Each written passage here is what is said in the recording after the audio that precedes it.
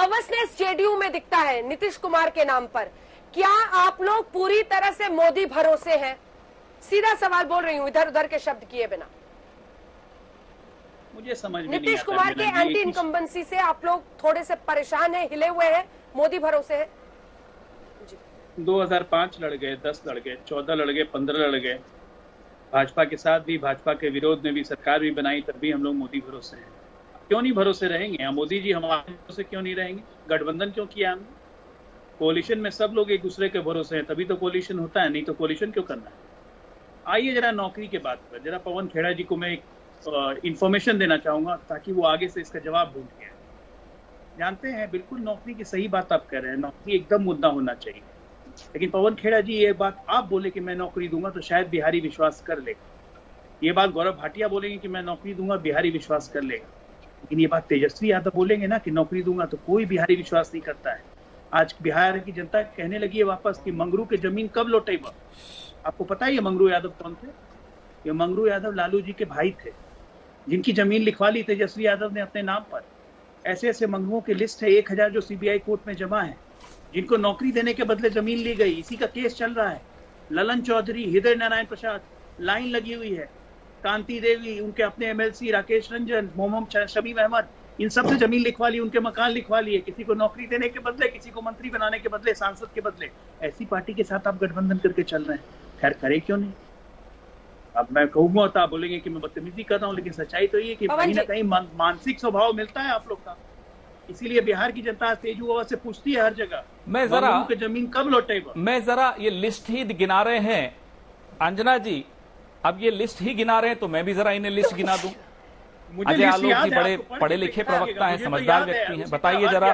नहीं, मैं अभी और मैं आपको एक लिस्ट, अब बीच में मत बोलिए ना, मैंने आपकी बात बड़ी चुपचाप सुनी। सर मेरे हाथ में भी नहीं होगा, रख देता हूं साइड में, लेकिन मेरी बात तो सुन लीजिए। अब आप बीच में मत बोलिए ना अजय आलोक जी।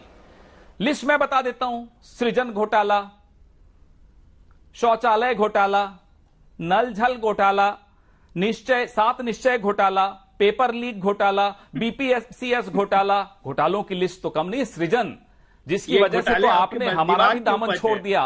क्या डर था, क्या भय था?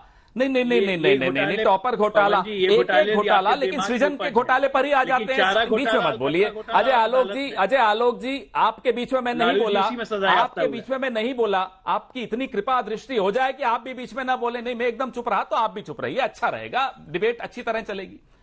सृजन घोटाले की वजह से आप डर के मारे फिर चले गए मोदी जी के पास। ये तो पूरा बिहार, मैं तो जब से यहां पटना आया हूं सुबह से शाम यही सुनता हूं कि सृजन का फेविकॉल है, ऐसे आसानी से नहीं टूटेगा। हम समझ सकते हैं अब आप नहीं टूट सकते बीजेपी से, क्योंकि सृजन ने जोड़ा हुआ है आप दोनों को। तो घोटालों की बात न करें तो अच्छा रहेगा। यहां से निकले सड़क पर और लोग बताना शुरू कर देते हैं कौन सा घोटाला किसने किया। नौकरी की बात इसलिए मानी जाएगी क्योंकि तेजस्वी यादव जो कह रहे हैं वो कह रहे हैं नौकरी दी जाएगी। पहला निर्णय कैबिनेट का नौकरियों का होगा। 4.5 लाख वैकेंसीज आप नहीं भर पाए, टीचर्स की वैकेंसी आप नहीं भर पाए। आप गलत। कितने लेक्चरर्स की वैकेंसीज हैं? 92,000, वो नहीं भर पाए। क्या गलत? सारे आंकड़े आप ही की सरकार के आंकड़े। नीति आयोग की रिपोर्ट तो अभी केंद्र सरकार ने दी है, वो तो पढ़ के आ जाते। सरकारी नौकरियों पर जो 10 लाख सरकार, बिहार को मोदी फिसड्डी मानते हैं और आप यहाँ उनके साथ चुनाव लड़ रहे हैं। ये ऐसा जब 10 लाख नौकरियों की, सरकारी नौकरियों की बात कर रहे हैं तेजस्वी यादव, अजय आलोक जी, तो ये क्यों आप नामुमकिन बता रहे हैं? क्यों कह रहे हैं नीतीश जी की कहां से पैसा आएगा और यहाँ बीजेपी 19 लाख की बात कर रही है? अच्छा ठीक है, अब मैं जवाब देता हूँ। देखिए, बीजेपी पहली बात की 19 लाख नौकरी की नहीं, 19 लाख रोजगार की बात कर रही है, उसका हम समर्थन भी करते हैं। नौकरी या रोजगार में आई होप कि पवन जी को तो ये देख लीजिए, यहीं से जुमलेबाजी शुरू हो गई, घोटालेबाजी शुरू हो गई। बीच में नौकरी नहीं देंगे, नौकरी के अवसर देंगे। अब आप बीच में बोल रहे हैं पवन जी, करिएगा, आपने मैं तो आपका मेहमान हूँ पटना का। मैं नहीं बोल रहा था, बोलने दीजिए ना। अरे मैं चुप हो गया था, सुन लीजिए मेरी बात। पटना में अच्छा मैं तो सरकार, अच्छा एक मिनट बोलते रहे तो मुझे लगा मैं भी परंपरा होगी बीच में बोलने। आप आइए, मेहमान है मेरे घर में, खाना खाने आइए, कोई दिक्कत नहीं है।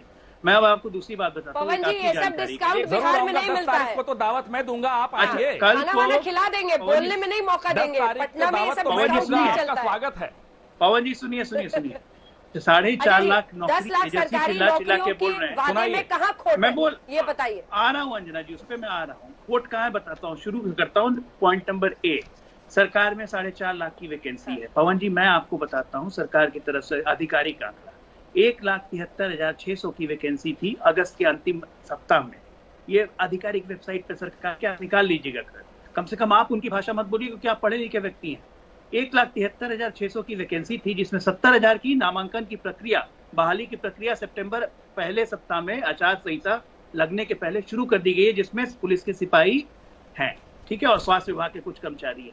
बाकी बचे 1 लाख आचार संहिता के बाद सरकार जब बनेगी तो वो सरकार करेगी। पहला झूठ ये।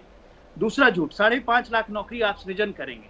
कैसे? आप पहले हस्ताक्षर में सृजन कर लेंगे बिना फाइनेंस का अरेंजमेंट किए हुए। 60,000 करोड़ रुपए लगेंगे सृजन करने के लिए, कहां से लाएंगे? कोटवा जेल से लालू जी भेजेंगे क्या? कुबेर के साथ संधि हो गई आजकल।